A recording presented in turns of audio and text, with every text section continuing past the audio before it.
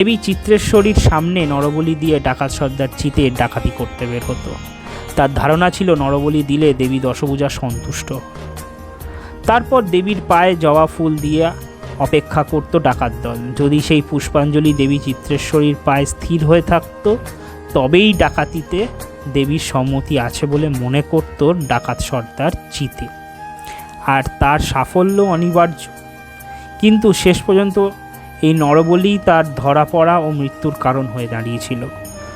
বলির আগে এক ব্রাহ্মণ ছেলের করুণ চিৎকারে বহু সৈন্যসহ চক্রপাণি ছুটে আসায় দেবীর সম্মুখে নরবলি সম্পূর্ণ হলো না। আর এই দিনেই ডাকাত সর্দার চিতে ধরা পড়ে গেল। চিতে দেবী চিত্রেশ্বরীর পুজো করলেও দেবীর মন্দির কিন্তু সে করে দেখে যায়নি। পরে এই মন্দির প্রতিষ্ঠা করেছিলেন মনোহর ঘোষ ওরফে মহাদেব ঘোষ, সাল 1610। প্রখ্যাত কলকাতাবিদ রাধারমণ মিত্র একে হুগলি জেলার আকনার ঘোষ বলে চিহ্নিত করেছেন। কারো কারো মতে ইনি ছিলেন বালির কায়স্থ বংশের অধস্থন পুরুষ। এছাড়াও তিনি ছিলেন মুঘল সম্রাট আকবরের পারিষদ রাজা টোরমলের গুমস্তা, পরে হন মুহুরী। এই সময় তিনি প্রচুর সম্পত্তির মালিক হন। সুবর্ণরেখা নদীর তীরে বিশাল প্রাসাদ তৈরি করে সুখে বসবাস করছিলেন। এরপর মুঘল ও পাঠানদের মধ্যে যুদ্ধ শুরু হলে তিনি চিতপুর চলে আসেন।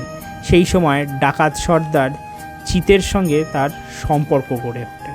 দেবী চিতেশ্বরীকে দেখে বানিয়ে দিয়েছিলেন দেবীর মন্দির।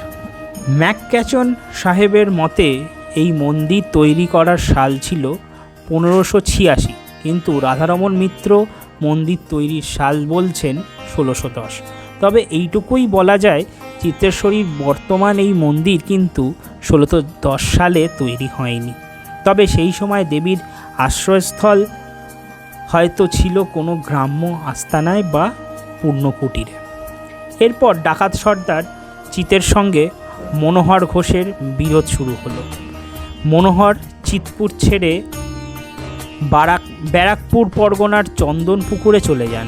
এখান থেকেই তিনি দেবী চিত্রেশ্বরীকে প্রণাম করতেন।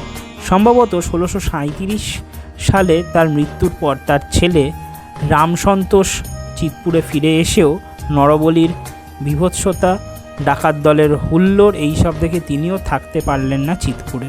তিনি চিতপুর ছেড়ে চলে গেলেন আবারও। ফলে মন্দির পুরোপুরি ডাকাত সর্দার চিতের দখলেই চলে যায়।